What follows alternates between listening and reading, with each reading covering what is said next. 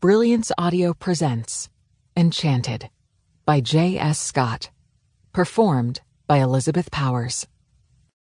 You'll have to forget about being a brother to your siblings, Noah. From now on, you'll have to be a parent figure. You're all they have. My mother's voice was little more than a whisper, but I still heard her clearly.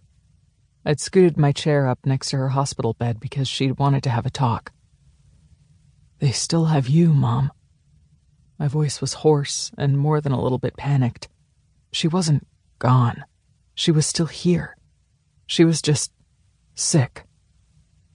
Even as I looked at the fragile form of my only parent buried beneath a ton of white clinical bedding, I wasn't willing to let her go.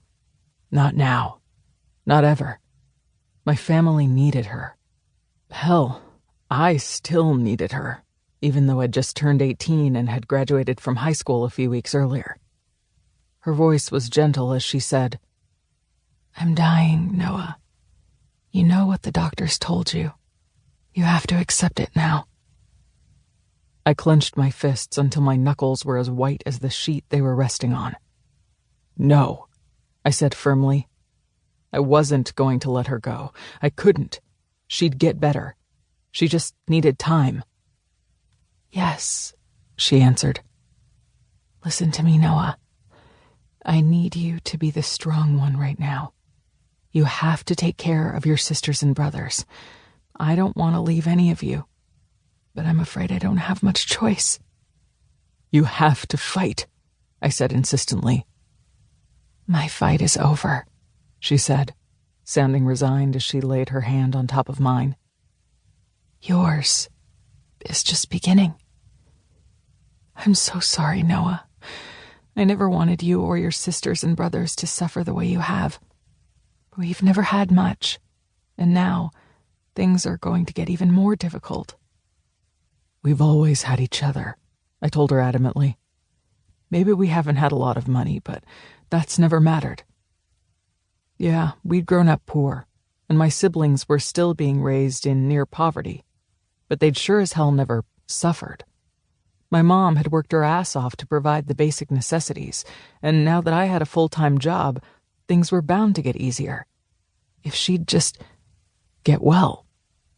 Better times were ahead. They had to be. "I can't do this without you," I said roughly. I couldn't ever fathom trying to be everything to my siblings. I could never replace my mother. I felt a small pressure on my hand as she squeezed it weakly and whispered, "You have to, son. There isn't anyone else." She was right. Our father had never really been in the picture, and I hadn't seen him at all for years now, and there was no other family who would claim any of us. "Work hard, Noah. As long as you keep your head down and work, your siblings will survive. It won't be easy, but Seth and Aiden are old enough to help." I nodded jerkily. My brothers, Seth and Aiden, were in high school, and they each had a part-time job to help us get by, but my twin sisters were barely into middle school, and the youngest, Owen, was just coming out of elementary. My gut sank as I replied, "I can get another job. I can try to make more money." I watched as she shook her head. "No matter what it costs, get your college education, Noah. Please, for me. I know it's almost an impossible task to raise your siblings, get your schooling, and still have to work full-time, but education is the only thing that's going to carry you all out of poverty. Get yourself through school and help your siblings rise higher in life. I want you all to do better than I did." I heard the pain in her voice and I cringed. My entire life, I'd watched her work herself into the ground with low-paying jobs that had barely kept us fed, but she'd done it without a single complaint. "You did a good job," I told her, my voice cracking with emotion as I said it. My siblings and I fought and gave each other a hard time, as brothers and sisters always did, but I wouldn't trade my family for anything, even if I had the option to be a spoiled rich kid.